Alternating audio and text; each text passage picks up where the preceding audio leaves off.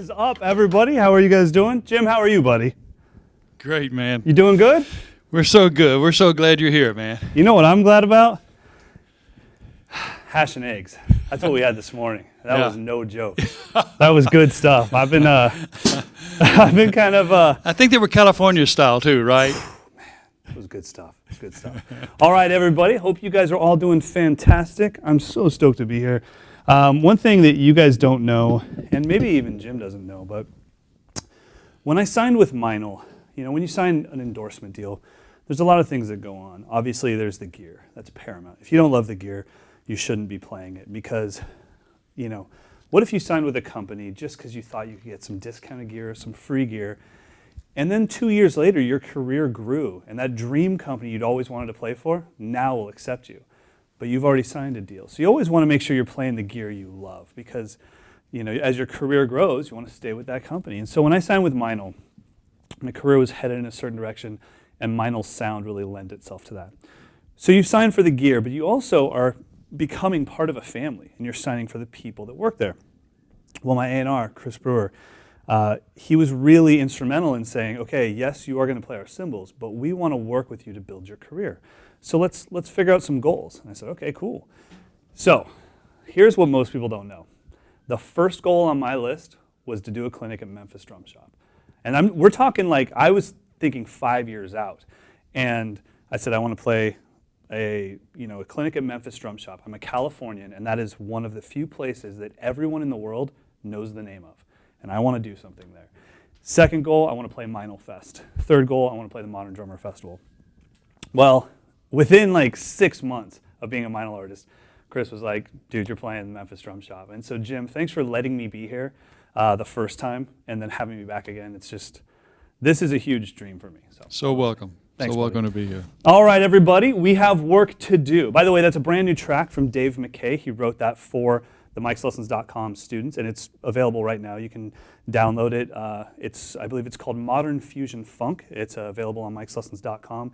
And just so you know, the money that you pay for those tracks, that goes to the person that wrote it. So we take the exact transaction fee just about that we get charged for you buying something, and everything else goes to Dave McKay, the guy that wrote the track.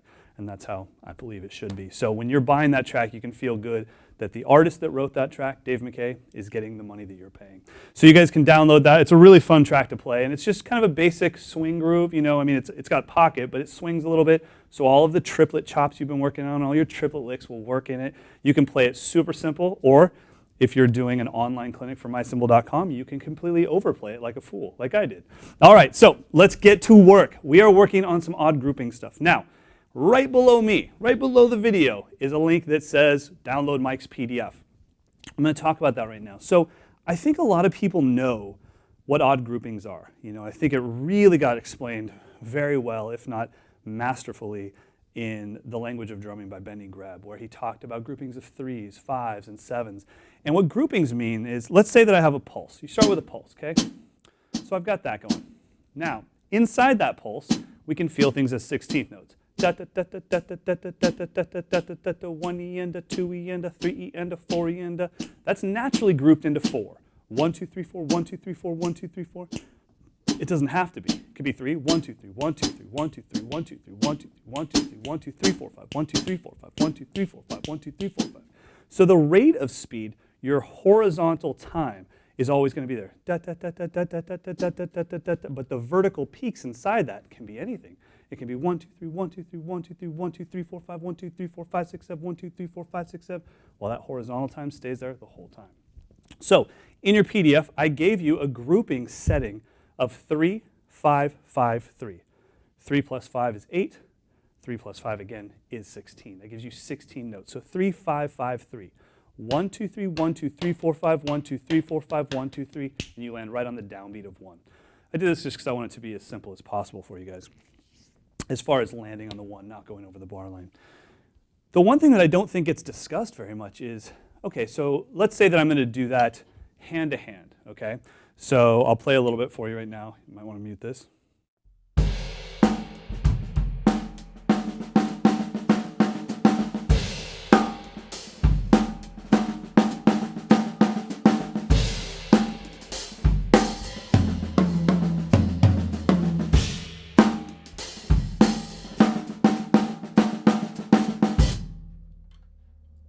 Now that's the grouping setting, but what we don't talk about enough is, well, what are the groupings themselves? They can be so different.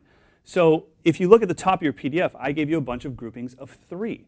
Well, 3 is just 3 notes, but what you do with them, that's up to you. And you have to think, 3, 5, 5, 3. That is the thing that is set in stone. It cannot be changed. But how you play it, how I play it, and how your favorite drummer plays it, that can be changed. And that's where the art comes in. That's where you becoming an artist comes in. It's like, okay, I'm gonna do ba to ga sa ping, clacka tuka on son blega doom ga ba to ping, hepleta ga. But where are you gonna do it? Do you want it to be super tight? Psh, psh, psh, psh, psh, psh, bing. Do you want it to be really flammy and greasy? Blah blah blah blah blah blah blah bing. That's totally up to you. But you have to practice those things. So one of the things that I would practice would be, say, right, left, left. That's a great group of 3. Okay, so right, left, left, right hand on ride cymbal with bass drum, 2 lefts on the snare, ghost note like this. I don't have a pedal. I just turned off my vocal mic that's not here.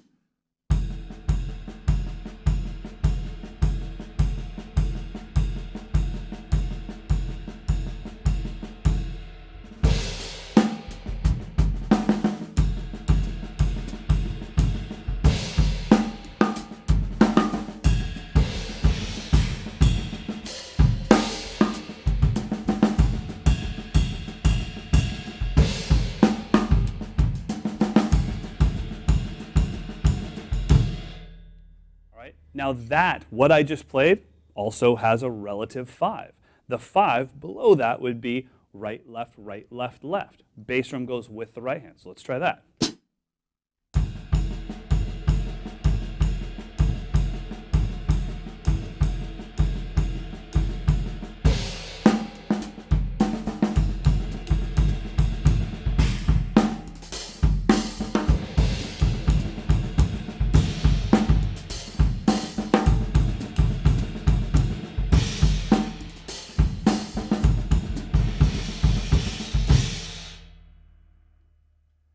Meinl's 19-inch extra dry thin crash, brought to you by Gabriel Harris. Dude, thank you. This thing is dope. All right, so now we've got our 3 and our 5. Okay, we've figured out this is our 3, this is our 5. Then we can put them together. 3, 5, 5, 3 gives us this.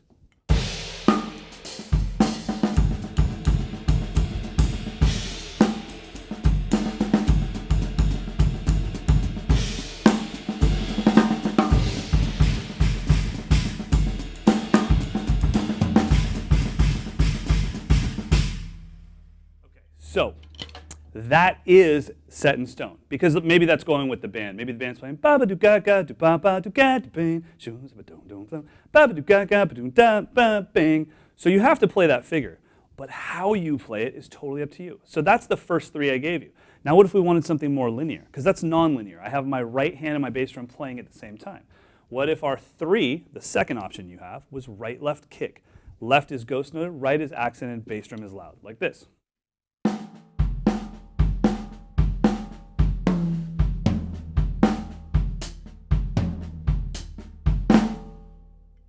All right, and then my 5, my relative 5 to that phrasing would be right, left kick. Left is ghosted, right is accented.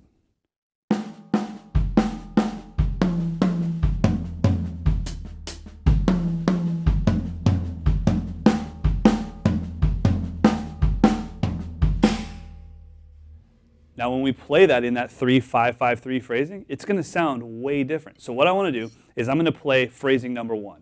Right, left, left, right, left, right, left, left, right, left, right, left, left, right, left, right, left, left. And then I'm going to play phrasing 2 so you can hear how different they sound.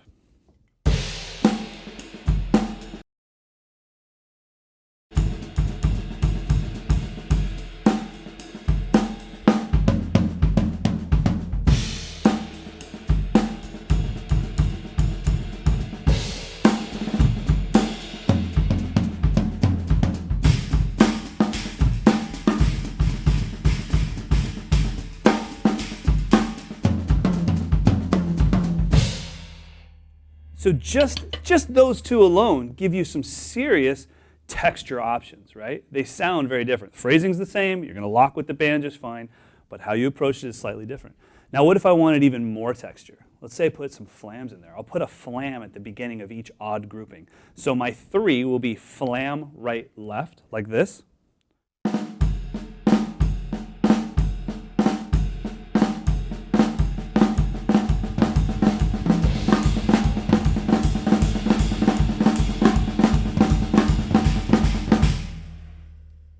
And then my relative 5 to that phrasing will be flam, right, left, right, left.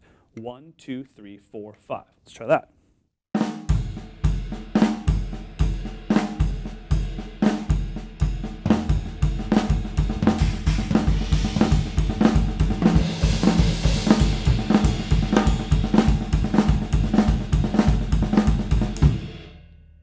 When we put all of that together to get our 3, 5, 5, 3, now we have a way different version of this thing as far as the texture goes, because that flam thickens everything up. Let's try it.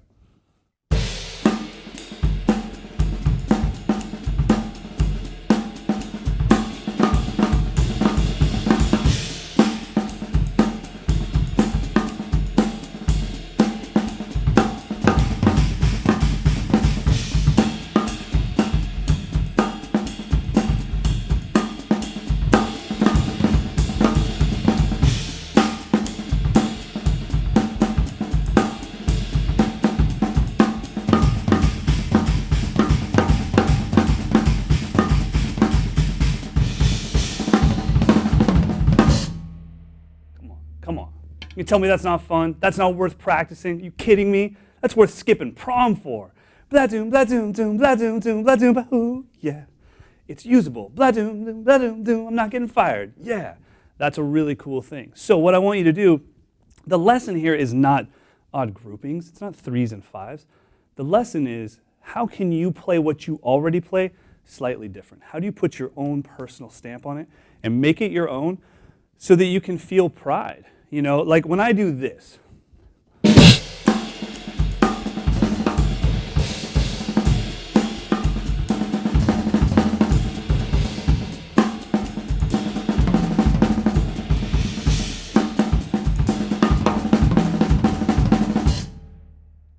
How can I take pride in that? Okay, well, it started as the Tony Williams, Joel Rosenblatt, Gary Novak Bluzda, right? Which is this.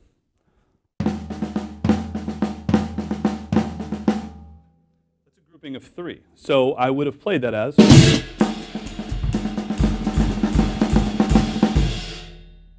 Well, what I did, and I mean this is as easy as it gets, is I just put a bass drum in front of it to make it a grouping of 4. So I just played kick, blush, duh, kick, blush, duh. That was it. So I went.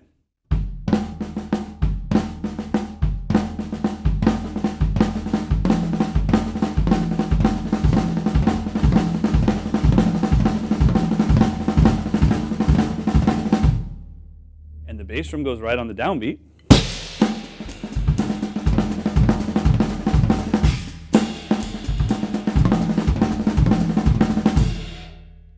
And that gave me a little sense of pride, like, okay, that's my version of it. I put my little stamp on it. I'm sure many, many, many other people do that as well. But it made its way into my drumming, and I hope you guys will do the same thing. Now, guys, this is your chance to fire off your questions. Go ahead and ask whatever questions you want. Jim, do we have some questions already? Yes. Let's do it. Here's Joe Verity from via Facebook. Hey, Mike, since you started drumming, what has been the most challenging or most persistent issues that you have to practice? Love your work. Thanks, Joe. Oh, that's awesome, Joe. Thanks, buddy. I think for me, the most challenging thing has been just speed, coordination, independence, touch, texture. Everything. Yeah, I suck at everything, bro. I'm horrible at all those things, and it's just about chipping away. Instead of thinking about how bad I am and how great I want to be, I don't really think in terms like that because that distance is too great. Wherever you are on the drums right now, Joe, your brain is probably 20 steps ahead of that as far as what you want to be. Well, that's a huge distance. So I don't really look at it like that. I kind of look at it as like, am I better than I was yesterday? All right, then it's a good day. Tiny steps, man, because I know that I'm going to play this instrument for the rest of my life. I started when I was 5 and I'm 38. So 33 years after the first time I held a drumstick, I'm still playing. So I have to look at this in long form time. I can't think of this as like, I got to get better by tomorrow. It's like, I'm going to have a heart attack like that. I do think, like literally, while I was playing that track that I played for you guys, you know what I was thinking? I'm playing this better than I did yesterday when I rehearsed it before I got on the airplane. That's a huge victory for me. And I don't mean that to come off as cocky. I mean, that's a personal victory. I'm like, wow, I'm actually much looser playing this than I was a day ago. Good day. Victory. Right on, man. Next. Okay, here's Ayaz Perez from Badak, Singapore. Bring it. And I hope I said half of that correctly. Hey, I think you crushed Singapore. Hey, Mike, what sort of tip would you give to drummers who are writing drum parts for their band regardless of the genre? Like how and what sort of appropriate fills and groove for a particular song? Sure. That's a great question. And, buddy, what I would tell you is, first of all, there must be someone in the band that wrote the song. Get your ego out of the way and ask them, what are you feeling here? What are you thinking about? Like, what do you hear from the drums? It's really rare that you have a drummer that has better song groove ideas than the songwriter themselves, because the drummer usually has drum ideas. Now, we know our legends that aren't that. You know, the Steve Jordans, the Steve Gadds, who really do create the greatest grooves possible. But I'm not that guy, so the first thing I do is say, like, what are you feeling here? And they'll go, I'm feeling like some tight hi-hats. And they don't speak drum talk. They don't go, can you do dotted eighths on the hi-hat and then, a little kind of paraflamma? They don't do that. They say, something like chitta-titta-chitta-titta. Okay, 16ths, tight, apparently, the way you're saying it. And then they'll go like, and I want the kick to go like do-dum-dum, do-dum, do-dum-dum, do-dum. And it's like, I always start with the singer-songwriter's approach, and then I slowly morph it into mine. The other thing I think about is I'm not trying to jam to the track. I'm trying to write a song to complement the track. So, and when I was younger, I jammed to the track. It's like, well, I was in time, y'all were in time, we landed at the end, crushed it. And then I started hearing guys, that were writing parts and really making their drum parts count. I think in the rock world, Abe Cunningham is probably one of the best I can think of in the world that writes drum parts for the song. How many rock drummers can you hear the drum beat only and know what song that is? Not a lot, but almost every single Deftones song that's played, immediately. It's almost kind of like John Bonham-esque, where it's like the second you hear doom-cat, boom-no-no, like Deftones, Abe Cunningham. And as soon as Digital Bath comes in, doom-doom, you immediately Deftones. So that's like something you can try to achieve, is be like, I want to write parts that help the song. So it's just a mindset, buddy. Next. Well, just to comment, that sounds like we talked about earlier today when you were having your hash browns.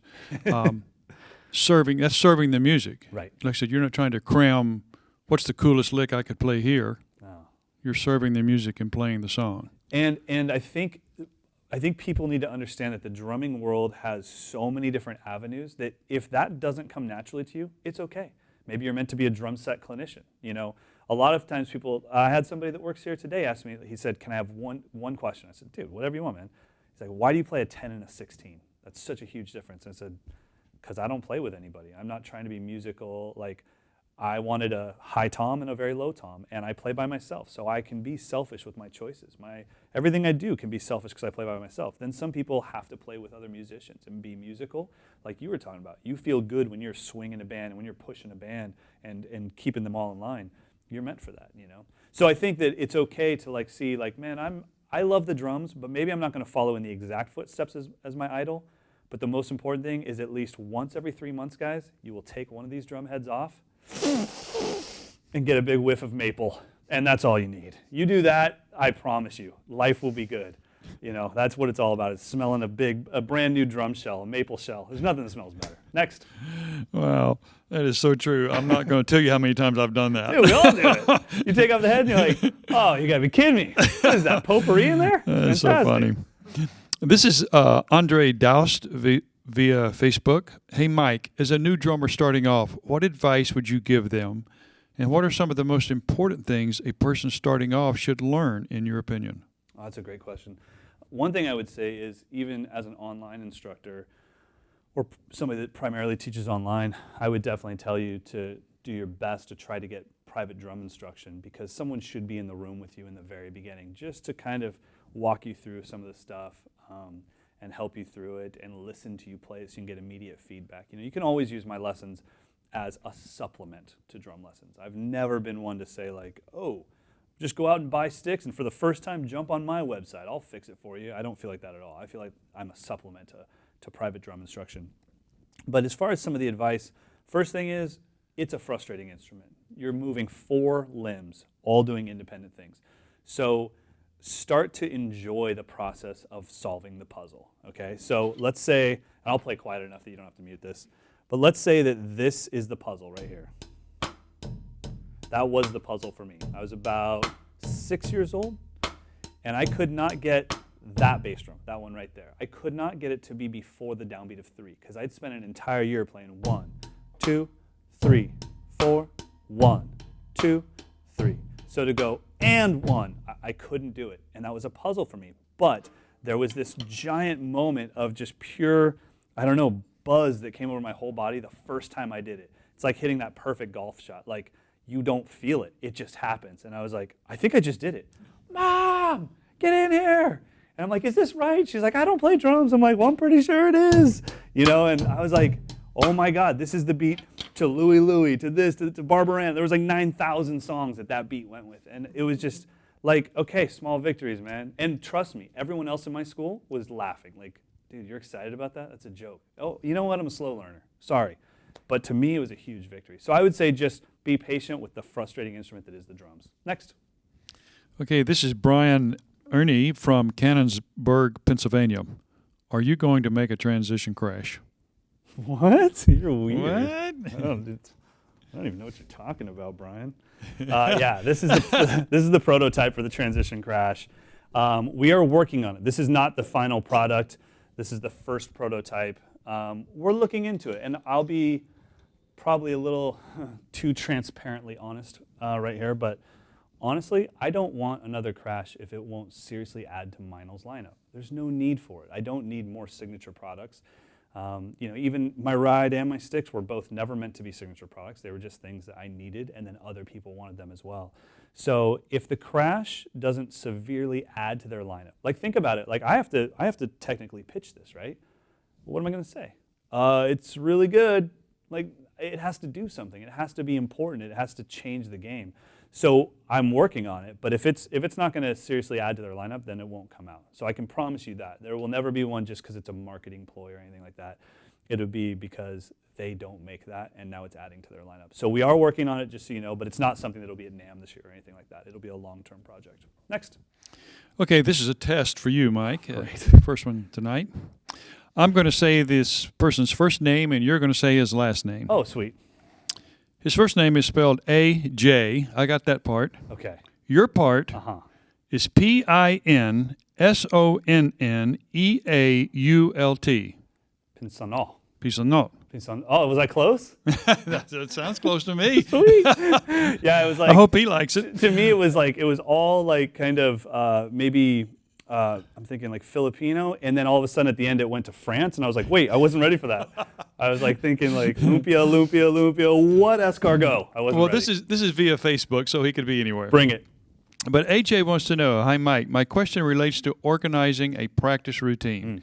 There are endless amounts of things to practice, but I haven't been able to find any specific programs to aid development. Sure. For example, in fitness, you get the exercise program with the sets and the reps and how many times a week and blah, blah, blah. Is there anything like that in the world of drumming? I find myself spinning my wheels behind the kit when I sit down to practice, lacking focus. Sure, absolutely. I think drummer ADD is one of the most common things in the world. I'm sure the ratio of technically diagnosed ADD people to drummers is pretty spot on, because I think all of us go, practice, practice, practice. Oh my God, this is amazing. And we all do that. So I can tell you this, AJ, do this for me. Find me on Facebook. Even if we're not friends, you can still send me a private message. And any of you guys can do this. Send me a private message or send a message to, just go to mikeslessons.com and hit the info button or the contact button. Send us a message. And I have a 45-minute practice routine that I use for myself. Here's what I will tell you. Nothing will practice for you, AJ. All you can do is fill out this page, but do not fill out that page on the drum set. That is walking into a grocery store with $1 million and an empty stomach. You will spend $1 million and get nothing. But if you go to that same grocery store with a list On a full stomach, you'll get exactly what you need on budget. So don't fill out your practice routine on the kit. Fill it out the night before when you're thinking clearly, when you're thinking about what you wish you were better at. And the routine allows you to pick things like, here's your warm-up. Here's your 30-minute chunk of real practice time. Is it going to be this, this, this? And you get to check off the box and then write notes. And then you get to write BPMs and all that. And it's just one that I use for myself and for my students. So I'd be happy to send you the PDF for that, buddy. Next. Miguel Fortinas from Phoenix, Arizona. What is your favorite rudiment, and what is your favorite way to incorporate it on the kit? Nice. Paradiddle diddle. It's a little biscuit. I mean, she tries to run away from you, and you just say, come here, little paradiddle diddle, and it's amazing. So obviously you can use it as a fill, but I think it sounds best as a groove. So I use paradiddle diddle as a groove. Right hand here, left hand here. Ghosting the left hand the entire time, and I come down to the snare with my right hand on 2 and 4. The paradiddle diddle, right hand lead, never stops.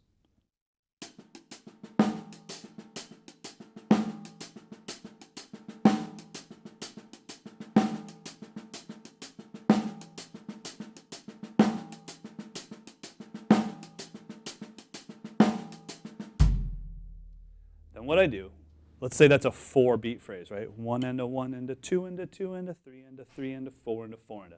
I replace beat 3, 3 and a 3 and a, those 6 notes, with something else. So let's say I replaced beat 3 with kick, right, left, kick. I'll play it quiet enough. Quick, kick, right, left, kick, right, left. That'll sound like this.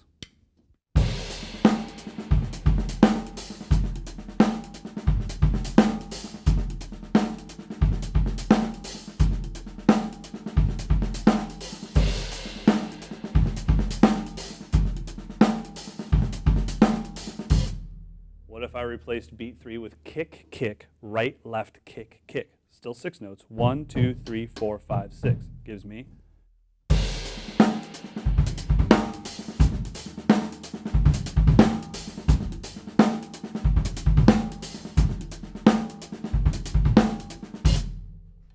So paradiddle diddle is my favorite rudiment to be applied straight to the drum set. Next. I love that. I love putting that left in there on the hat. That's Yeah, right? I mean, because you could just play like this, but when you move it to like this, it goes, has a little upbeat to it. just orchestration is way huge. Where you play it and how you play it is more important than what you play. Okay, this is Bill Fredericks from Las Vegas, Nevada. I read somewhere where you had studied with Steve Smith and Steve Ferroni. And how old were you when you studied with them, and how big an influence were they? Okay, so I want to correct this once and for all. I don't know how this ended up on Wikipedia. I've never studied with Steve Smith. I just met him recently for the first time at the Masters of Percussion concert that he was playing with Zakir Hussain. So what had happened was I studied with a guy named Aaron Smith. And at some point, I think there was like a bio on me where my main teacher, Pete Magadini, he was also teaching Steve Smith, or they were working together or something. So somehow those names all got mixed up, and everybody's like, dude, you took lessons with Steve Smith. I'm like, I wish I did. I did not. So I have taken lessons with Pete Magadini. He was my main teacher for like the most formidable years of my life. I studied with a lot of people. You know, I studied with anybody I could. And then recently I've been studying with Will Kennedy, and that's just been mind-blowing for me, and he's helping me a lot. And then I did study with Steve Ferrone, but not like as a private teacher. What I did was I flew to LA, rented 2 drum sets, rented a practice space, and took 3 days worth of lessons with him when I was getting ready to record an album. And pretty much he came down pretty hard on me. He's like, I showed him the demos of what I was recording, and he's like, do you even listen to the band? I was like, I wish they'd get out of my way. Then you could really hear me shine, you know? And he was like, all right. And so he just totally ripped me apart. And like he put on the demo, and this is like, my band sounded like the Deftones, you know? I always call it Rage Against the Corntones because it was that whole 90s melt thing. And he was like, you hear that? Oh, I'll get you a Mercedes, you know? And I was like, you want me to play a basic rock beat to this stuff? So anyways, flash forward, God, that was in 2000, and then this is 2013 that this happened. So flash forward 13 years, and I'm doing an autograph signing at the Gretsch booth with Steve Ferrone. And he doesn't know me at all, you know. And so I said, oh, how's it going, sir? My name's Mike Johnston. He's like, oh, yeah, I've seen you on Drum Cover, whatever. And we're talking, and I said, I actually took like 3 days worth of lessons with you when I was much younger. And he's like, what did I tell you? And I said, you told me to play 2 and 4. And he's like, and now you're standing here signing autographs with me. It must have worked. He took all the credit for my entire life. Like, don't worry, I didn't practice. I just listened to you, and now I'm in the drum industry.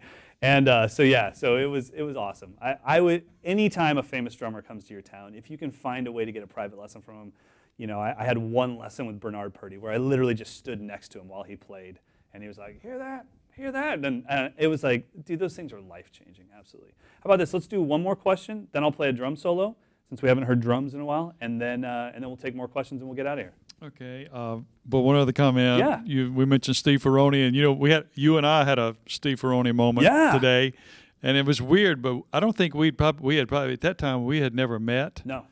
But we discovered today that you and I were in the same room and heard the same thing, same moment. I was telling Mike earlier today about I was at the NAMM show one time in the Gretsch booth, and a million drummers were playing a million different beats, and certainly not together. And then all of a sudden, behind me, just something caught my attention, and it was like, and it just stopped me. And I turned around. I said, "This sounds like a record." It's Steve Ferroni. It was, and then you were there. And what was so funny, guys, is as he's telling the story, I'm lip syncing it because I've told the same story to other people, not knowing that that Jim was there, and because I was in the same boat. You go to NAMM, it's just chaos. All you hear is a hum of chaos, and then you hear this like. Crystal clear, cutting through all the noise, and it's not loud, it's just perfect, and it's just cutting. And I did the same. I was like, that sounds like a freaking album. And I turned around, and it's Steve Ferroni, and I was like, he's so good, man. He's so good. That's crazy that we were. Yeah, that's crazy you were there. Okay, this is Matt Bover. Hi, Mike. My name is Matt Bover, and you have been a huge inspiration to me since the day I met you. Oh man, that's cool. How do you recommend going about odd time signatures and not always hitting the one? That's a great question. There's a couple things you can do. The first thing you need to do is start practicing while counting out loud. Anything you can think of that's in groups of 4. Let's say that let's choose 7/8 as our time signature. Anything that's in a group of 4 16th notes, like paradiddles, okay? Start counting to 7/8 out loud while doing this, and you won't hit the 1. 1, 2, 3, 4, 5, 6, 7. 1, 2, 3, 4, 5, 6, 7. 1, 2, 3, 4, 5, 6, 7. 1, 2, 3, 4, 5, 6, 7. 1, 2, 3, 4, 5, 6, 7. 1, 2, 3, 4. And then try to improvise.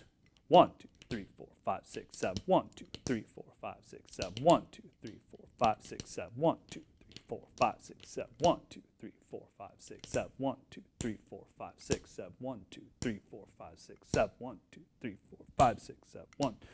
You know what I'm saying? And I'll do it. You can turn this mic off, but I'll just kind of shout a little bit. I do that on the drum set, 1, 2, 3, 4, 5, 6, 7. 1, 2, 3, 4, 5, 6, 7. 1, 2, 3, 4, 5, 6, 7. 1, 2, 3, 4, 5, 6, 7. 1, 2, 3, 4, 5, 6, 7. 1, 2, 3, 4, 5, 6, 7. 1, 5, 6, 7. 1, 2, 3, 4, 5, 6, 7. 1, 2, 3, 4, 5, 6, 7. 1, 2, 3, 4, 5, 6, 7. 1, 2, 3, 4, 5, 6, 7. 1, 2, 3, 4, 5, 6, 7. 1, 2, 3, 5, 6, 7. 1, 2, 3, 4, 5, 6, 7. 1, 2, 3, 4, 5, 6, 7. 1, 5, 6, 7.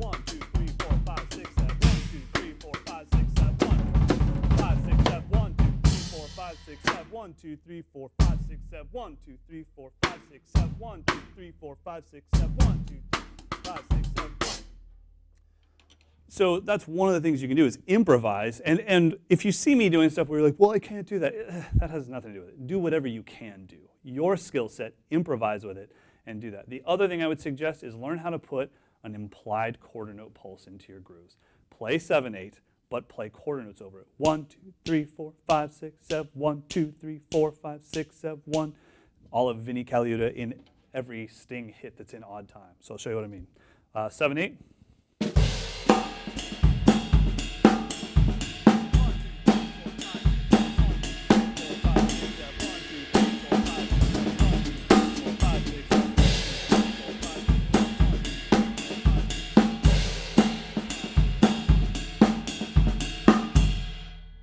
And you can do that with open highs like those types of things allow you to kind of get out of that 1, 2, 3, 4, 5, 6, 7 crash cymbal 2, 3, 4. You don't want to do that. And by the way, Matt, thanks for everything, man. I do know who you are from social media, and I appreciate the support, bro. Next.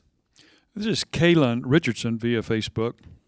Hey, Mike, any advice for a drummer who has had both wrists broken and lost a lot of the range of motion, just as far as practicing technique? Oof, that's tough. I mean, I'm definitely not a physician, but the one thing that I can tell you is, I'm sure as somebody that's had both wrists broken, you're familiar with bad pain, pain that's caused from injury. So pay attention to that. I mean, there's the pain that we all go through physically as drummers when our muscles are starved of oxygen. That's a good pain. That's going to cause our muscle fibers to break down, rebuild stronger and faster. Then there's chronic pain. That's where carpal tunnel comes from and things like that. That's a bad pain. You have to know that. And so what you're going to try to do now, you've already decided, bro, you're playing. Is it a guy or girl? It's a guy, right? I think so. Okay. So, you've already decided that you're going to play this instrument. So we can't get out of that. So we have to find the most efficient way for you to play the instrument with the, most minimal amount of effort. So all I can say is desired result, meaning figure out what your desired result is, work your rear end off to get there. And when you get there, then look down and figure out what technique it took to make that happen. But if I saw somebody that played like this, okay, this is their technique, and they sounded fantastic, I would never change their technique. Who cares? Oh, it's not the way I play. It's like, dude, you sound phenomenal. And this instrument is based off of sound and feel and touch and texture. So I don't care how you got there.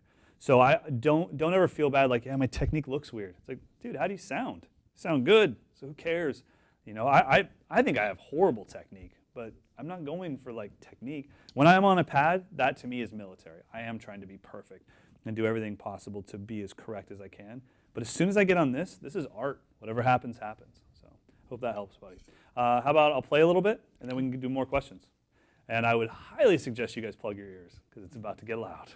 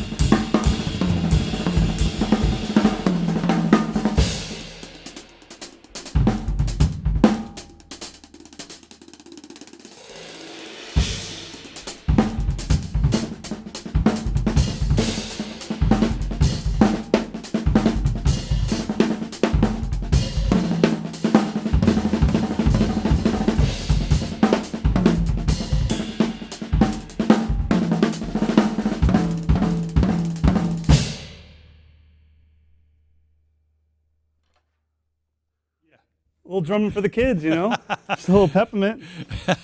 All right, let's get back into some questions. This was the very appropriate question. That was the one I was about to ask you earlier before you started it. Bob Donaldson. Hey, Mike, great playing and musicality. Can you give me some tips on developing a flow of solo ideas? Thanks from Bob in Montreal, Canada. It's a great question, Bob. Flow is something that has to be practiced, but it has to be practiced out of content, right? And that's always been a weird thing to me with professional drummers. They're like, don't worry about the chops. Stop worrying about the licks and all that stuff. And it's like, really? You seem pretty good at it. So you're telling me you never practiced it? Well, no, but I was younger. It's like, yeah, but you still practiced it. It still was important to you. You just forgot your own timeline. You forgot your own journey. And you're stuck at your destination thinking that was the journey. But it wasn't. There was a day when you were a kid and you woke up and went, and you did the Bonham triplet thing for an hour. And 10 years later, it showed up in a conversation naturally.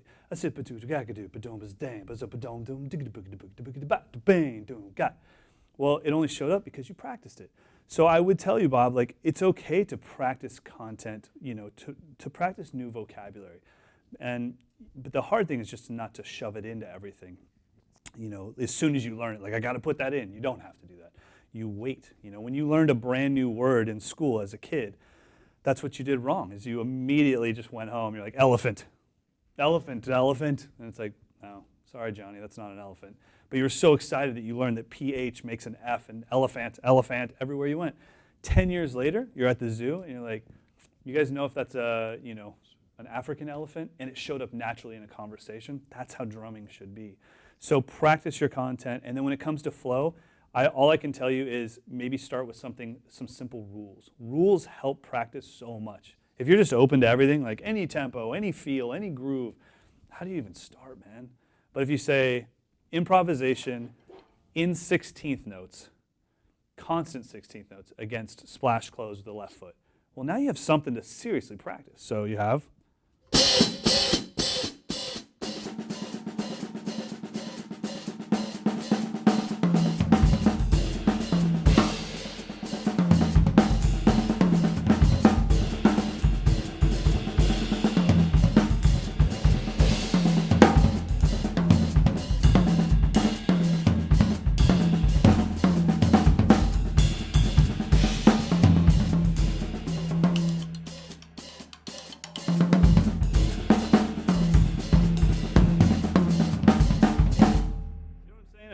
I'll do that for an hour, and then I do the same thing with 16th note triplets and 32nd notes. But then eventually, if I can do it for an hour, I can flow for a couple measures of a solo. Next.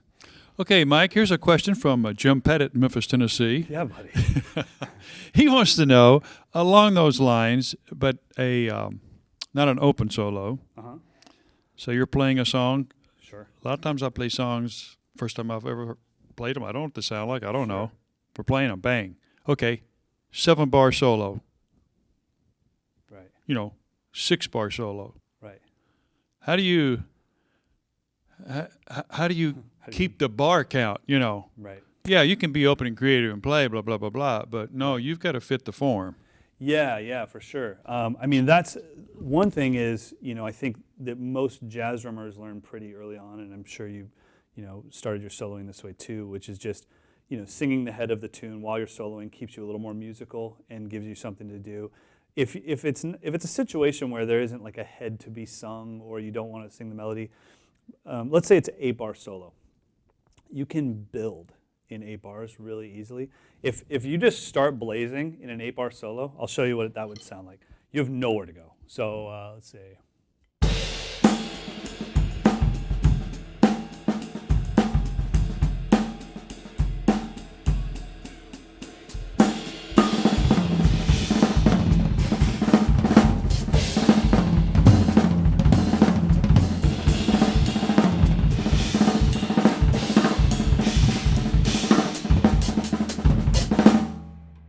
What? What the heck is that? You know what it sounds like? It sounds like Exorcist just vomiting all over the kid. Just blah. That's bananas. So put some put some form into there. Think, okay, I'm going 8 bars. 2 bars are groove-based. The next 2 bars are going to be improvisational and kind of a little bit more improvisational. So that gives me 4 bars. The next 2 bars are going to involve the toms. So I'm going from groove, improvised groove, bring in the toms. Well, what's the next biggest thing after the toms? The cymbals. Last 2 bars are cymbals.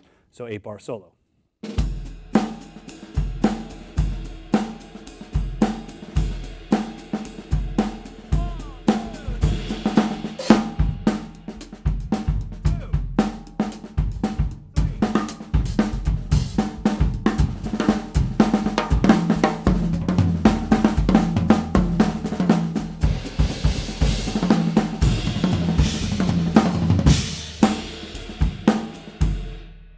Now, I totally forgot. I'm talking to you. And it makes sense. It makes sense, right? And it's all in the form, and most importantly, it takes the pressure off of you. An 8-bar solo is a long solo. You just played 4 2-bar solos. Those aren't long at all. You know what I mean? And it's like, I did this. Now I'll go here. Now I'll go here. And it's fun. It steps up. So I think things like that might help, Cool. Okay, this is the second question in the online clinic spelling bee. Bring it. I love it. Okay, I got the first name, you got the second part. Masur, Okay. my part. Yours is, he's from Kazakhstan, Of course he is. and his last name is Zhussupbekov. No, it's not. No, it's not. How's That's that a for an lie. 8-bar You know solo? what? I know exactly what you did. You got those refrigerator magnet letters and you went like that. Bro, you have a killer name. That is awesome. That is so cool. Yeah, no, I'm not. But what's so killer is what Mike said, Mansour says. Hey, Mike, I have recently started a drumming student society in my university. Awesome. I am from Kazakhstan. Drums are not really popular here. So I felt like I had something to share and popularize this instrument. That's so cool. The classes are going to start next month. What would be your advice as an educator? It was you who inspired me to open this society. Dude, how do you handle something like that? Well, first of all, bro, that's awesome. I think your first step is bringing me over there and letting me hang out with your students. I'll be front row for you playing, man. I'd clap louder than anybody to watch you play. That's incredible. I think the most important thing is when you're teaching somebody that's new, and you're kind of getting them to learn about the instrument, don't dominate them with the instrument. Let them experience it.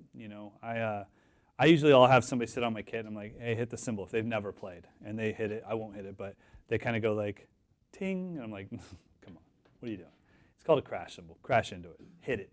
And then they'll hit it. And then I'm like, dude, nail it. And then finally I'll pull out like a $1 bill. I'm like, I will give you $1 if you can break that cymbal right now.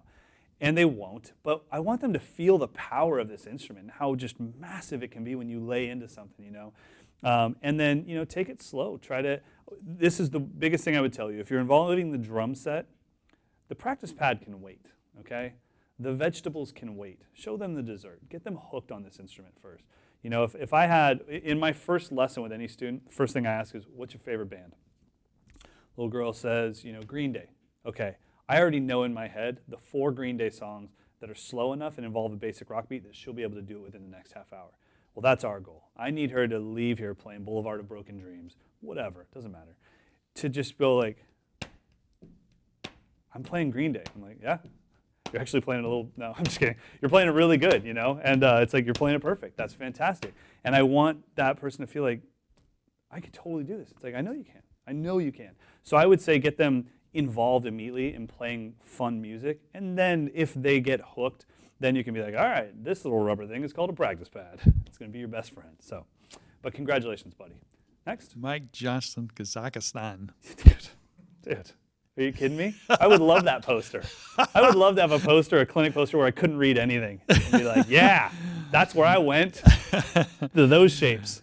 Here's Rodolfo Cedillo from La Jolla, Texas. Hey, Mike, what is your advice for developing ghost notes and overall weak left-hand control? First of all, you guys need to stop with the church giggles. You're screwing me up, man. I got 2 guys on the side of me that have full church giggles, and it's killing me. Okay, the question was something about the weak left hand. Can you please repeat that, Jim? Hey, ghost notes. Ghost notes. Ghost notes, left hand. Okay, so Ghost notes are, first of all, they're relative, okay? They are relative to your accents. So I can never tell you that a ghost note has to be this, has to be that. It just has to be much quieter than your accented notes. But the most important thing you can do is practice them. So let's say, I'm going to say that you're a beginning drummer, which maybe you are, maybe you're not. Maybe a basic rock, 16th note rock beat, alternating hands like this.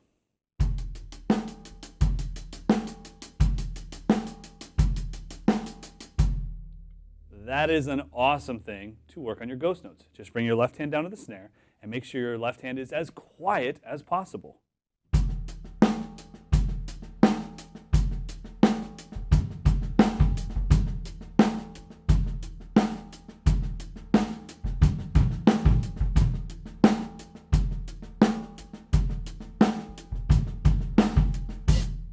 Now let's say you're a little more advanced than that. Do that exact same thing, but make it 16th note triplets and fill in, play eighth notes with your right hand, 1 and 2 and fill in the missing 16th note triplets with left-handed ghost notes. 1 and a 1 and a 2 and a 2 and a.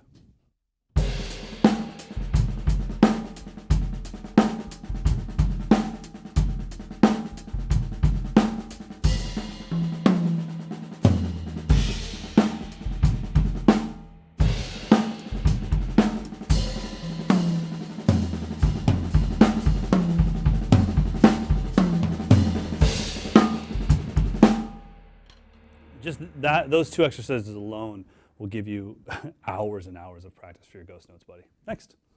Okay, this is Jack Tenders from Dublin, Ireland. Hey, buddy, I was just in Dublin. He says, "Hey, Mike, I'd like to thank you for your amazing clinic. I guess you were there, buddy. BIM Dublin and the Button Factory." At the Button Factory, yeah. The Button Factory a while They ago. had a fog Seriously machine. inspirational. Seriously inspirational. But how do you approach tuning? Is there always a particular sound you go for, or are you constantly tweaking your sound? Yeah, I mean, the first thing you do is you show up at mysymbol.com and have Ben tune your kit for you. I haven't touched this thing. He crushed it on the first take. No, I think, when it comes to tuning, I think that that's going to be kind of dictated by the music you listen to and the people you idolize. And, I mean, listen, you can turn my mic off in a second, but listen to how high-pitched this 10 is. Now, that's really high-pitched for a 10, or for any drum, but I like that. So that's just personal to me. Now, on this drum with these heads, it's kind of choking a little, so I'd probably tune it down just a little bit so I get a little more tone out of it, but this is a very short drum. But it's just a personal thing, I listened to a lot of Phil Collins growing up, and he was a guy that had smaller toms on his kit, and they were concert toms. So they're very short, and he started with 8, 10, 12, 13. And I really just idolized him, and I idolized Stuart Copeland. And Stuart Copeland, had higher pitched drums. So I think it just has to do with what who you listen to.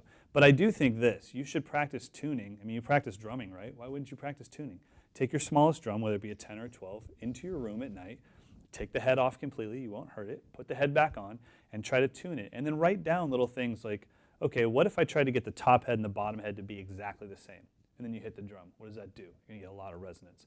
What if the bottom head's a little tighter than the top? Well, then you're going to get an upward pitch bend. Doom, doom. A lot of people love that. And what if the bottom head is looser than the top head? Okay, well, the pitch bend's going to go down. It's going to go doom, and I can tell you guys all this. Everyone needs to know this. The bottom head controls everything. I don't know why it is that people will just have the most wrecked bottom heads and be like, yeah, my drum set sucks. And I'm like, do you know why they call it the resonant head? Because it resonates. And yours is from 1926. It's made out of a freaking alligator. It's not very resonant. Get a new bottom head. So check this out. Yeah, you can turn this off.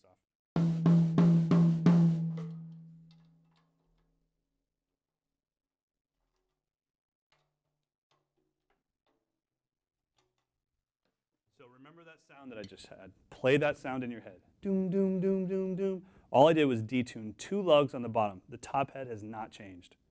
The bottom head controls everything. Yes, you have to have a good top head, and it needs to be somewhat in tune, but don't neglect that bottom head. So that's what I would tell you is practice tuning, practice working on that bottom head. Next. This is Al Ruffinini versus Facebook. Hey, Mike, what's the stacker composition you have tonight? I just got the 16-inch Byzance trash with the Soundcaster Custom 12-inch Splash from Memphis Drum Shop, by the way. Thanks to Kevin Hardy. Great company, great guy. Nice. But Al wants to know the stacker. This is a really mellow stack that was built out of necessity when I did the Common Thread Clinic tour with JP Bouvet and Matt Halper and 2 other Meinl guys. We always had 3 drum sets on a stage, but a lot of drum shops aren't big enough for 3 drummers. So we were really close together. And this was supposed to be 2 cymbals that I brought out, my 20-inch crash and an 18-inch crash. I'll tell you what it is in a second. And we didn't have room for it. So it ended up being my stacker over here, and it also was JP's stacker over his hi-hats. So we were both using it. So like his kit started right underneath this cymbal. So it was a little bit higher, and we didn't have room for this. So it kind of went over here, and this became his left stacker, and it became my right stacker. So what it is it's a 20-inch vintage crash, Byzance vintage crash, with an 18-inch, hello, gorgeous jazz extra thin crash on the bottom. So I'll show you what this cymbal sounds like on its own. It's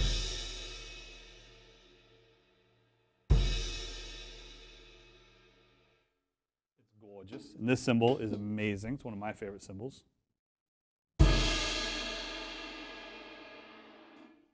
And so I never planned for them to be a stack, but when you put them together, it's one of the least aggressive stacks I've ever heard. You know, sometimes stackers are so like in your face and they almost hurt your ears. And this is like a buttery stack. It's a butter stack. Everybody knows about the butter stack.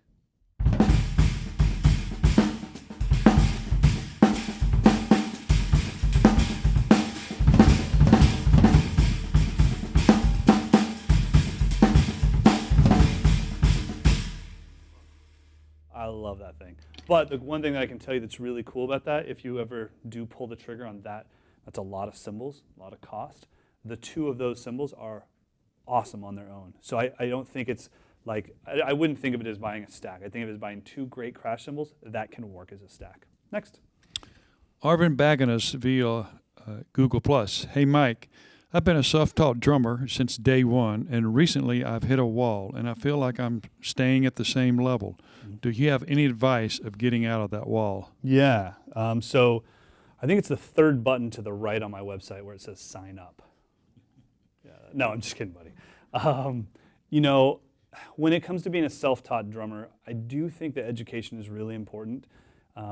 Whether you get it from me or from somebody else. And I really think this is a scary thing for a lot of drummers to hear this, but I think paying for education is really important because you value it. Everything I could ever teach you, bro, is already available on YouTube. You can find it somewhere.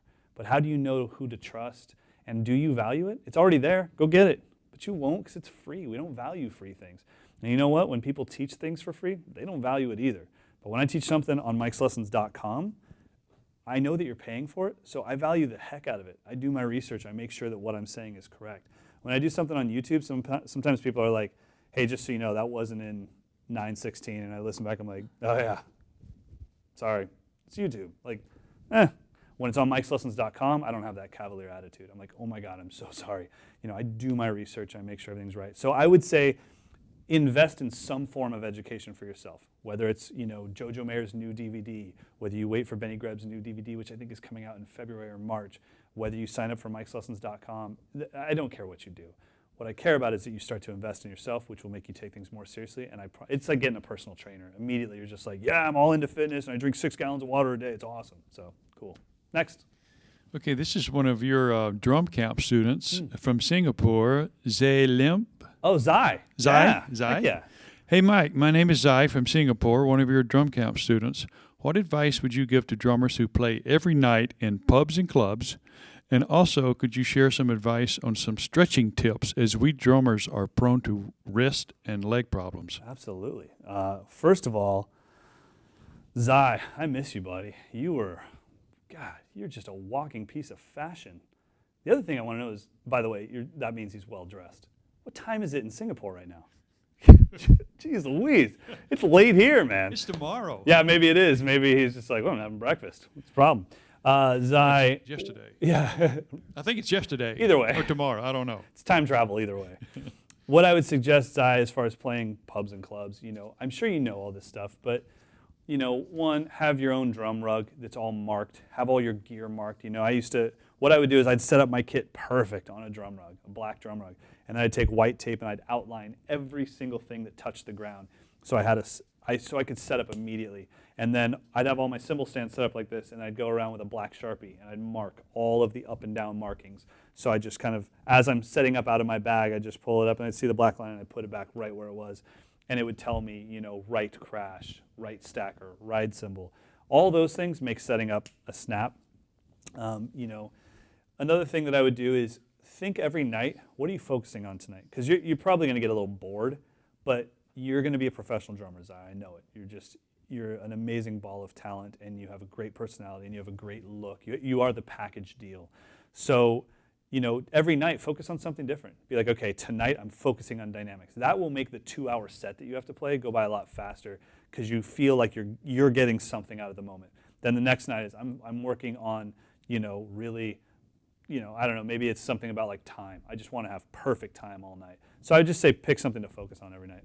Want to do a couple more? Yes. How are we on time? We're good. Okay, cool. We're good. Christian Wise, Sacramento. He says, Mike, Airport Christian here. Oh, yeah, I met him in the airport. That was awesome. He was waiting, yeah. He was waiting for his family. And he was like, I'm just walking, and he's like, greatest drummer alive. And I was like, where? I get my Sharpie out, like, let's get his autograph. I'm ready to go. Is Dave Weckl here? Vinny Caliuta? What's going on? So that's awesome. Good to see you, Christian. Yeah, Airport Christian says, what was your most troubling rudiment starting out? Oh. You know what?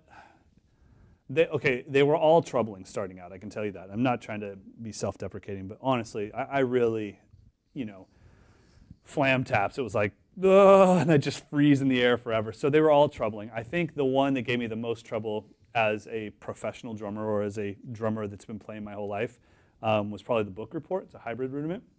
It's based off the paradiddle. So you have single paradiddles, right, left, left. You diddle the first note of the paradiddle, right, then you have left, then you have flam as your second right, and then another diddle, and then it starts over left hand. Diddle, right, flam, diddle. Diddle, left, flam, diddle, diddle, right, flam. That's even hard to say. So I'll play like one measure of single paradiddles and then go into one measure of book reports, and you can hear the difference.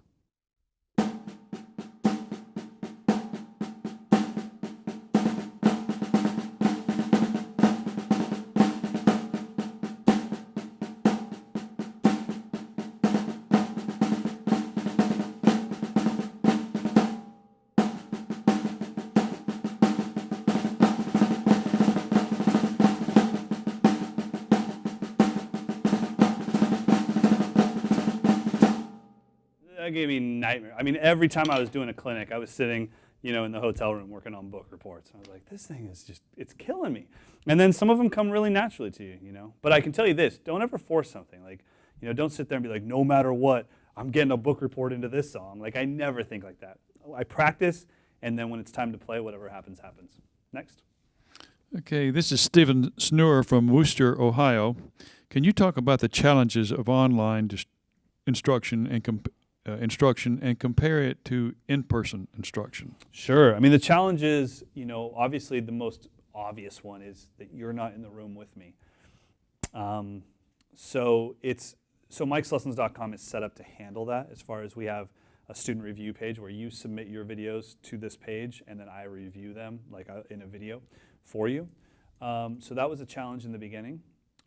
Another challenge is the camera itself. Some people just aren't used to talking to a camera, and you have to be able to treat the camera as a person. That's really important. You have to never ask the camera questions because it'll never answer back.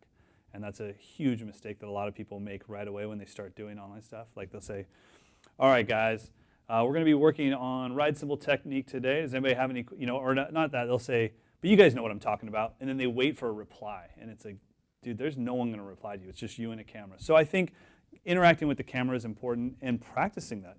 I used to record lessons. Out of maybe the 500 lessons that I've uploaded to YouTube, and by the way, if you're like, there's only 30, that's because every time I upload one, I take one down, so the number stays the same. But out of all those and the thousands of lessons I've done for Mike'sLessons.com, you're not seeing 5,000 lessons or 10,000 lessons that I recorded in practice, where I would just talk to the camera and then I'd watch it. And I mean, we practice drumming. Why can't you practice delivering information? So I'd say that's the key. And also the last thing is being able to talk and play at the same time. So you have to be able to go like, all right, guys, take a look at number 1 on your PDF. As you can see, there's a big accent on the downbeat of 4. So I want you to play that right now. 2, 3, 4. All right, you know, that's not easy. And I've seen a lot of people that have to talk in quarter notes. All right, guys, take a look at number 1. You know, and I'm like, I'm trying not to dog them out. I'm like, dude, I understand what you're going through, but you have to learn how to have a fifth limb, which is your voice, and speak freely while playing. Next. Okay, this is Aditi Tyagi. He says, we're Facebook friends. Of course we are. Okay. You're one of 5,000, buddy, but I love you. He says, hey, Mike, thanks for this clinic. Can you demonstrate metric modulation or implied metric modulation? Sure, absolutely. So with that stuff, you know, what you need to do is you need to be modulating the meter. Okay, the meter, the time signature, the rate of speed, how people are feeling things. So one of the easiest ways that I can show you guys metric modulation is by showing you something you already do, which I'll play quiet, but so let's say you're playing this, right? This is metric modulation.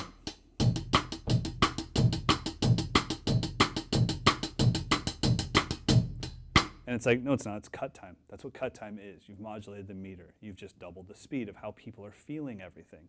It's so common that we have a name for it. We also have a name for its, you know, twin brother, halftime. Right? So, but people don't really consider that metric modulation because it's so common we have names for it. So what if I did that same thing and I modulated into eighth note triplets? Now you can turn off for this.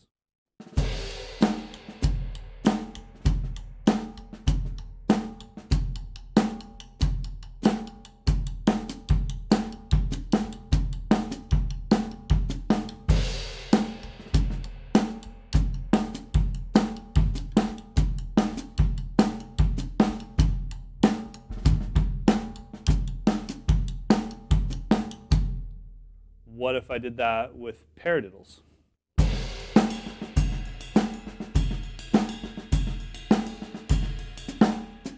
I'll do it as 16th note triplets.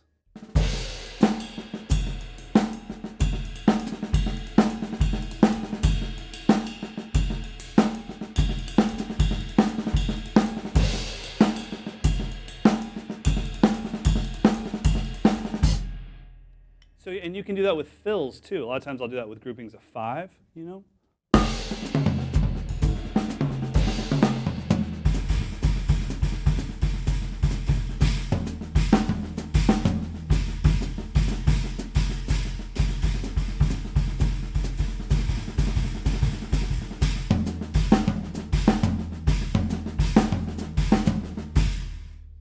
So that's like a little implied metric modulation. So it's when you take something that you're currently playing and then play it at a new rate of speed and make that the new feel. You're modulating or moving the meter. Next.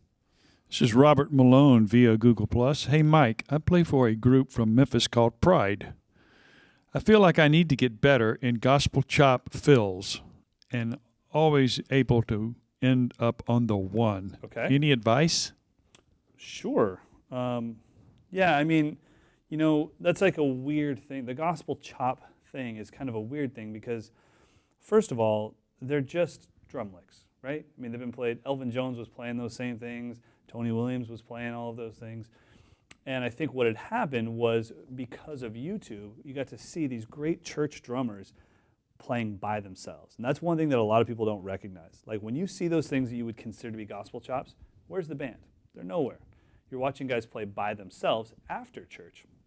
The drumming is phenomenal, but they're playing by themselves, right? If you want to watch somebody do it in music, check out, you know, anything that Calvin Rogers has played on. You know, check out like live Kim Burrell stuff with Calvin Rogers playing on it. Check out what Spanky has done with Ty Tribbett, and you'll see like, oh wow, it doesn't happen every fourth bar like I thought it did. It's very responsible to the music, and so as far as getting better at what can be considered gospel chops, It depends. I mean, a lot of times it could be if the music is swinging a little bit, it could be something like 16th note triplet based stuff. And by playing 16th note triplet linear stuff and playing it with a lot of power and a lot of conviction, it'll sound gospel choppy, if you want to call it that. So maybe something like kick, kick, right, left, right, left. Kick, kick, right, left, kick, kick, right, left, right, left. Let's call that our A section. Kick, kick, right, left, kick, kick, right, left. And let's, for our B section, go kick, right, left. If I do an A, phrasing, I would have kick, kick, right, left, kick, kick, right, left, kick, right, left, kick, right, left, kick, kick, right, left, like this.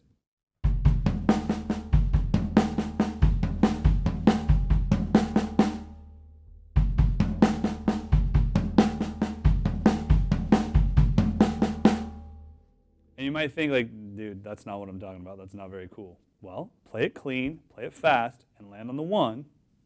So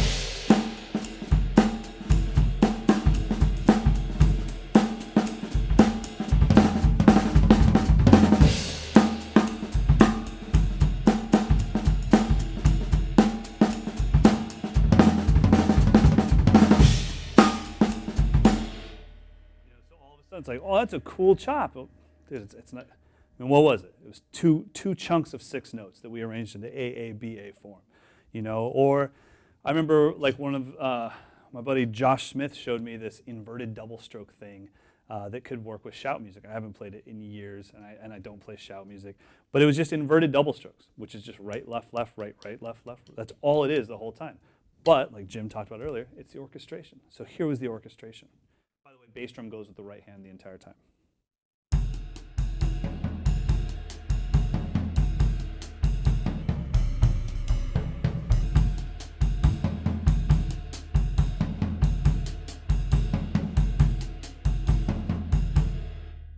So if I did that up to tempo and like shout music, keep in mind I don't play shout.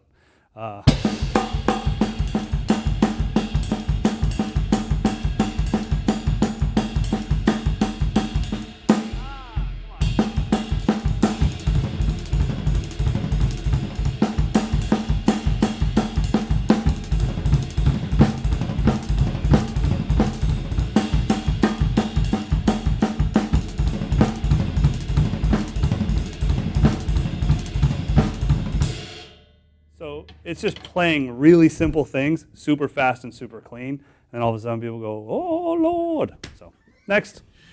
Okay, and Mike, you need to sign me up for like phonetically. This is stuff it's killing me, man. Hey, I think I'm very proud for your efforts. All I care about is how hard you try. Okay, Vesa Laminen from Finland. Just so you know, I mean, you're global now, Jim. You're global, buddy. Maybe he or she recognized their name. Okay.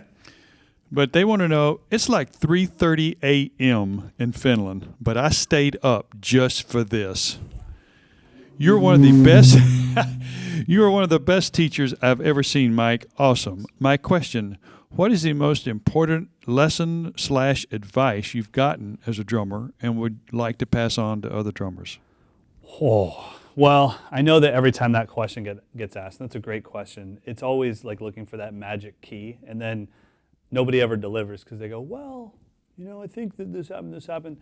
And so I wish I could give you this powerful answer that it's like, yeah, Yoda just touched me on the shoulder and he said this, and I was like, wow, that was awesome.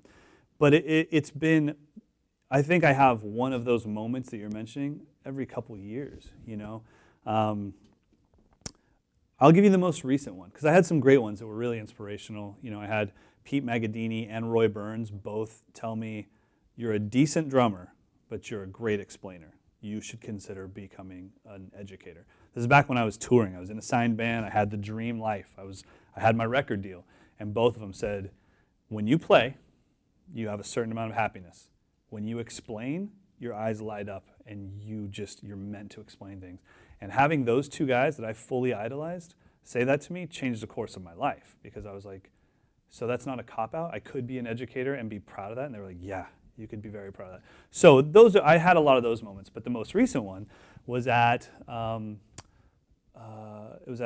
Days in Ohio, and it was a big festival, and it was with Ray Luzier was on it, Russ Miller, Greg Hutch, who's like just the sickest jazz drummer I've ever seen, and John Riley was on it. It was just absolutely amazing, a great group of guys. Well, anyways, I didn't play very well. I had a pretty rough go. Kind of like that little shout thing I just did. It was a lot like that. So I was kind of depressed, and we all had our own dressing rooms, and Russ Miller, who I casually know, but we're not friends, or we're not like close friends, but I've seen him a few times. We've had dinner, and I idolize him very much. And he was on his way out, and he was like, "Hey man, take it easy. It was good to finally hear you play, because we've done some things, but we've never been in the same room playing drums before until this." And the first thing I did was I apologized. I was like, "Man, I'm so sorry. That was like a 60-70% effort on my part. I don't know why I couldn't get comfortable. It wasn't my day." And he gave me one of these, pretty hard, but it helped me grow so much. It helped situations like this. What he said was, he was like, "Dude, that's who you are. You are 70%. That perfect drum set in Sacramento with your perfect lighting setup and your perfect microphones and your in-ear monitors and your mix set up the way you want it, that's not reality. What you just did out there, that's reality. That's 70%, that's who you are." And then he just walked away, and I was like, I was like, ah. And then I thought about it. He had just flown in from Australia, and he literally was limping because he was so cramped on the plane that his leg like literally didn't work. And his drumming, I know Russ's drumming really well. He had a couple double bass flubs, things that I would have apologized for. He never apologized for it. Never say it. He's like, "What? I just flew in from Australia," and he killed it as always. But it was such like a moment where he could have just been like, "Oh, you did great, bro," and just kind of not plagiarized. He could have, been condescending or even just, making the situation feel good. Like, "Oh, you did great." But instead he was honest. He's like, "That's 70%, that's reality. That's who you really are." And it was like, dang, all right, that's right. I need to be able to accept that and be okay with that. And from that moment on, every time I've had a rough show and somebody said, "Hey, great job," I'm like, "Thanks very much. That was the best I could play today." It didn't go as well as I wanted it, but it was the best it could. So that was a big piece of advice from Russ Miller. And by the way, if you haven't checked him out, check him out. He's amazing. Absolutely. Here's Kevin Gonzalez, Las Vegas, Nevada. "Hey, Mike, I'm a freshman drum student at UNLV's jazz program, and I feel like I've improved a lot this semester. However, one of my comments on my juries was that I needed work on sight reading. So my question is, what can I do to improve my reading, especially big band charts?" That's a great question, and no one will like the answer to this one, but you got to practice. And what I mean by you have to practice is the fact that you have to take those charts to bed with you, and you have to sing them out loud. And even if you're like, "Dude, I don't know how, I don't know the melody of the chart," it doesn't matter. You just start singing, and you start giving notes duration, And one thing I would recommend to you is when you see, like let's say you have a half note with a tie on it. Dude, don't do this. Don't make a short note. You know what that note is? That's the whole band going, "Bah!" You better hit a big crash cymbal. And you start to learn that instead of,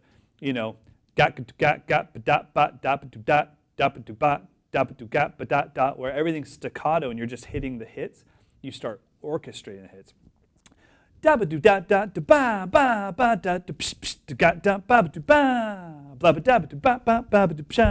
And you're constantly trying to say, okay, these horn players, they work their rear ends off to tongue these notes. And you're going to hit crashes, boosh, da boosh, boosh, boosh. You're totally alienating everything they practiced for. But if you can go, psh, psh, psh, psh, then you help them out. And when they go, bah, support them with two big crash cymbals, bah. So I would say start taking the charts to bed and reading them like you would a book. Just sit down and be like, "I'm going to sing through these 24 bars or these 36 bars over and over and over again." So how much time do we have? You got time for one more? Yeah, how much more do you have? I mean, well, you have any more tracks or anything? Or No. I'm done. We're probably setting the world's record for number of questions here, so we definitely won't be able to get to all of them tonight. How about we do 3 more? We can do some shout-outs, but here's your friend. How do you pronounce his name? Zay. He's coming to the drum camp from Zai. Uh-huh. Yeah, Zai says, "Thank you, Mike, for answering my question. It is Thursday the 19th. Okay. At 10:15 in the morning." Not too bad. Dude, you're golden. You got your breakfast, you're good, your hair's looking fancy. Not too bad at all. But here's one from Tyler Lesbrunts from Fort Walton Beach, Florida. Nice. Tyler says, hey, man, I'm going to the Advanced Clinic next October. Advanced Drum Camp. Nice. Yeah. Awesome. What are the biggest skills I should perfect by then? Oh, man. You know, Tyler, I think, first of all, if you could do what needs to be done at drum camp, you wouldn't need to come to drum camp, right? So I would just tell you this, that play as much as you can and think about all aspects. My drum camps are not advanced speed camps or advanced, jazz camps. They're advanced drum camps. So we cover a little bit of everything. And I would say just get ready to walk into a room and completely drop your ego. Because whatever you're good at, I won't focus on it. You're already good at it. I'm only going to focus on your weaknesses because I only have a week with you to build you up. And I need to be able to, you're paying a lot of money for those camps, and that money brings honesty. And I can say, hey, Tyler, I really need, telling you as a fan of drumming, you need to work on this, man. So I would say, work on your independence. Make sure you have, the basics of everything down. You need to understand 4-bar phrasing, 8-bar phrasing. You need to, have basic independence to play world rhythms. Because like in an intermediate camp, we might do, paradiddle diddle, paradiddle diddle, paradiddle, paradiddle diddle, paradiddle diddle, paradiddle. Okay, it sounds like this. But in an advanced camp, we might do that, say, over the samba with splash close,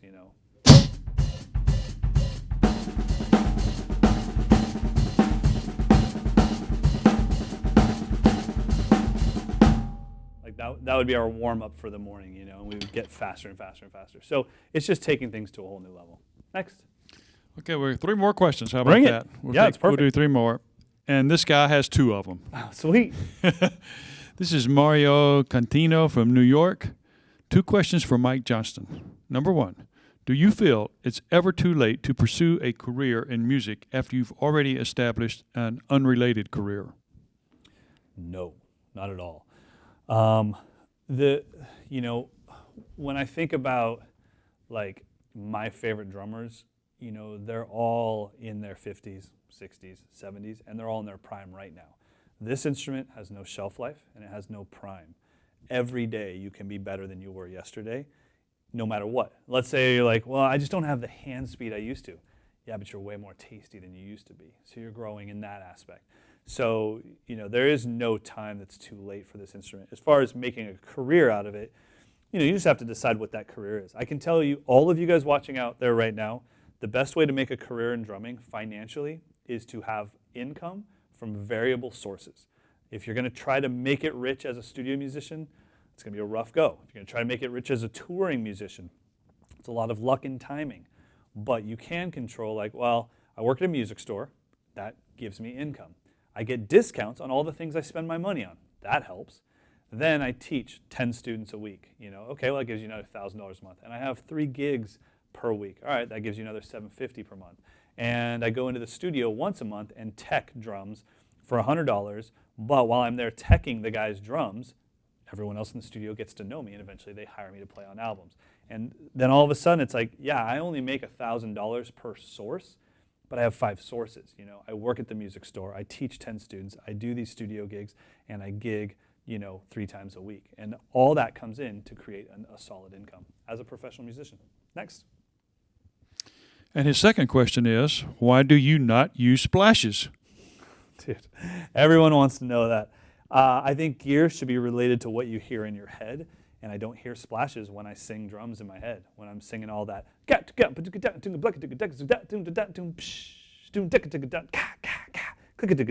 don't hear psst ever. So as soon as I do, I'll add a splash. And you'll notice every once in a while a cowbell makes its way into my drum kit. That's because what's going on in my head starts singing. I'm like, oh, I gotta hook up my cowbell. So if I heard them in my head, I would have it. Just so you guys know, I own like a lot of splash cymbals. Meinl sends me splashes with my cymbals. I don't hear them in my head. But when I do, I'll add one. Next. All right, and the last question. Okay. But I want to say first too, man, thanks for being here. Dude, thanks for having me. It's been incredible. Like I said, the guys in the studio here tonight, we're going to have to pay you after this is over. So we owe you. Pay me a pizza. Or green we definitely tea. owe you. But like I said, we probably set a record tonight on the number of questions. Cool. They've been literally from all over the world. Finland and You know, Singapore. and I think it's amazing. Just that one guy from Kazakhstan. That's incredible. I mean, you talk about you're happy with, you're satisfied with what you're doing. Dude, how many drummers have affected anyone in Kazakhstan? That's probably a pretty short list. Yeah, I'm going to go ahead and not let that one go to my head at all, because that's just, I can't think about that. That's just too much. I bet if you went over there and said Buddy Rich, they'd go, who? Oh, Mike Johnston? I would love to walk into a cafe and be like, Mike Johnston! And everybody's like, what? Like, never mind. I had one email. I thought I was huge over here. Guess not. I got to go. Sacramento Airport blowing up in Sacktown, baby. Well, thank you very much. But thank you so much for being here, man. It's always been a treat, and you're invited to Memphis Drum Shop and mysymbol.com anytime. I appreciate it. But we've also had a lot of questions have been similar, and this is one question that's been running in a thread through these pages of questions that I have. So I kind of saved this one for last. This is Aaron Murrell, Murrell. Merle. I'll trust you. Mr. Johnson, Aaron here. I have a friend that teaches. He really likes what you do. Oh, cool. What advice would you give to a fellow drum educator that wanted to follow in your footsteps? That's a great question. It depends on where you want to start as far as following in the footsteps. If it is something where you want to teach private drum lessons, the biggest piece of advice I can give you is this. Please, please, please treat every individual student as its own journey. Do not just say, no matter what, I'm teaching this week to these 40 students. Every single person is different. You know, when I meet somebody the first time in a drum lesson, the first thing I ask is, who's your favorite band? That at least now I know, where are we going? We going rock, we going classic rock, we going pop? What is this? What are we going towards here? The next thing I ask is, what are your goals? Like if I could be a drum genie and be like, bam, three wishes. What do you want? What do you wish you could do? You know, I might have like a 45-year-old guy in the room, first time ever playing drums, and he's like, you know what I wish? I wish that every time I walk down that street with all the bars, I could just sit in. I wish I didn't feel so dang nervous. I could just sit in and play one AC/DC song in front of my wife and walk away. And it's like, that's a fantastic goal, man. And it's achievable, and I'll be there. I'll walk down that street with you, bro. Like, that's a great goal. Why would I teach him the same thing that I'm teaching the 11-year-old that's trying out for honor band for the first time? That makes no sense at all. So please treat every student as their own individual journey. After that, all I can say is just try to improve your ability to explain as much as you work on your drums. You know, the one thing I do that I don't know that a lot of my counterparts do or my peers do is I practice the delivery of information as much as I practice the drumming itself. And it shows. I'm not the greatest drummer. But that's because I've sacrificed some of my drumming skills for the time to practice the delivery of information. I want to make an art out of delivering information. And I have to practice it. And I have to practice things like demonstration, analogies, practical application. All those things have to be practiced. And they're hard to practice. You practice them by yourself in front of a camera, in front of a mirror. But then you will get better at that. And that way when the drumming stops, you won't feel all this tension and these nerves because you don't know how to deliver information. So I would say that's my advice. And I got to add to that, Mike, and I think I could boil a lot of that down, the feeling that a lot of people have for the affinity they have for you, for your lessons and your education. It's accessibility. You make it accessible to them. And that's, like we talked today at lunch maybe, some guy comes out and here's a single paradiddle. Take that. I don't get it. Yeah, I mean, I've tried very hard to not be the dog that comes out and urinates on the crowd to mark his territory. And I know that's kind of funny, but I felt like that in clinics before. I felt like I got dominated, and I just went home with my head down, and I wanted everybody, I think everybody can see what I'm doing and see me flub and see me mess up and be like, I think that dude's me, just he's been playing longer. It's like, yeah, you know what? You know what the difference between me and you might be, besides the time, would be the circumstances. Did you have supportive parents? I did. Did you have a house? I did. That had a garage in it? I did. Where your mom allowed you to build a drum room so you could practice 8 hours a day? I did. Did you have private instruction? I did. So what I'm saying is I had the perfect life to become a drummer. I had all the support in the world. So sometimes people don't have that. It's like, dude, you live in an apartment, you can't play drums, you can't make noise, you don't own a drum set, parents don't want to support it. It's going to be hard, but you can still do it. But I'm definitely, if it all went the right way, you can still do it, you know. Yeah. So, because I definitely physically was not meant to play this instrument. It's a struggle still. Even when I was playing tonight, playing my solo, I was like, go down now, and then you go, and then that one happens, you know.